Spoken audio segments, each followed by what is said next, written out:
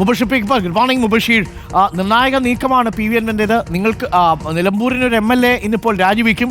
എന്നാൽ രാജിവെച്ചാൽ 1.5 വർഷം അധികം സമയമുള്ളത് കൊണ്ട് തീർച്ചയായിട്ടും ഉപതെരഞ്ഞെടുപ്പിന് കളമൊരുങ്ങും. നിലമ്പൂരിൽ ഉപതെരഞ്ഞെടുപ്പിന് കളമൊരുങ്ങുമ്പോൾ ഒരുപാട് സാധ്യതകൾ, ഒരുപാട് രാഷ്ട്രീയ മാറ്റങ്ങൾ, കൗതുകകരമായ രാഷ്ട്രീയ സഖ്യങ്ങളുടെ രൂപീകരണം, ഇതൊക്കെ നമുക്ക് കാണേണ്ടി വരും.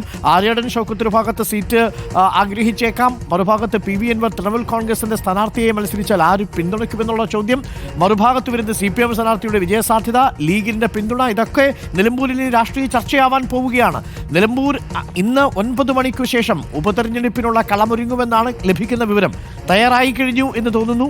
എന്താണ് നിലമ്പൂരിൽ നിന്ന് ലഭിക്കുന്ന വിവരങ്ങൾ മുബഷീർ? എന്തായിരിക്കും ഈ പി വി എൻവറിന്റെ രാജിയോടെ നിലമ്പൂരിൽ സംഭവിക്കാൻ സാധ്യതയുള്ളത്?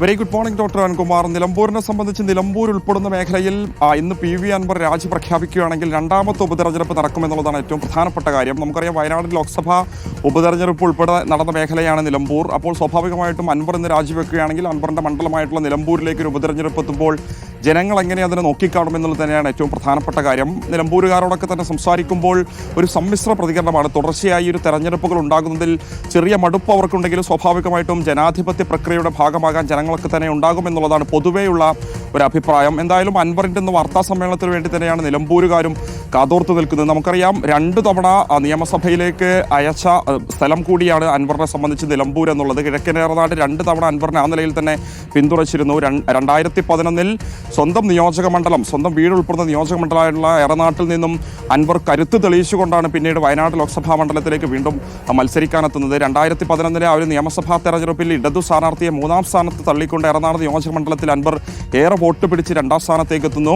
ഇടതുപക്ഷത്തിൻ്റെ വലിയ ഒരു കണ്ണിലെ നോട്ടമായിട്ട് അന്ന് അൻവർ മാറുന്നുണ്ട്. അതോടുകൂടി അദ്ദേഹം വീണ്ടും കരുത്ത് തെളിയിക്കുന്നുണ്ട് വയനാട് ലോക്സഭാ മണ്ഡലത്തിൽ മത്സരിച്ചുകൊണ്ട്. പിന്നീട് 2016 ഇടതു സ്വതന്ത്ര സ്ഥാനാർത്ഥിയായിട്ടാണ് നിലമ്പൂരിൽ അൻവറിനെ നമ്മൾ കാണുന്നത്. പി വി അൻവർ എന്ന് പറയുന്ന പുത്തൻ വീട്ടിൽ കോൺഗ്രസ് കുടുംബത്തിൽ ജനിച്ചു വളർന്ന അൻവർ, കോൺഗ്രസിലൂടെ ജീവിച്ചു വളർന്ന അൻവർ പിന്നീട് സഖാവ് കുഞ്ഞാലിയുടെ ചരിത്രം ഉൾപ്പെടെ ഉറങ്ങുന്ന നിലമ്പൂരിലേക്ക് ഇടതു സ്ഥാനാർത്ഥിയായി എത്തുന്നു.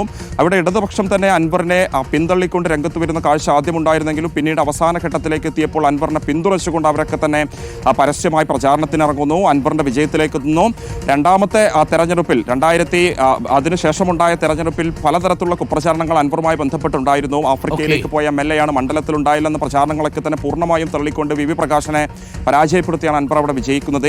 ഇവിടെ നമ്മൾ കാണേണ്ടത് നിലമ്പൂർ നഗരസഭ ആദ്യമായിട്ട് വിജയിക്കുന്നത് അൻവറിന്റെ നേതൃത്വത്തിലാണ്. അന്ന് അൻവർ അവിടെ സ്വീകരിച്ചൊരു നയമുണ്ടായിരുന്നു, ഒരു രീതി ഉണ്ടായിരുന്നു. വികസന മുന്നണി എന്ന പേരിൽ അൻവർ അന്ന് ഇവിടെ ഒരു കൂട്ടായ്മ രൂപീകരിച്ചിട്ടുണ്ട്.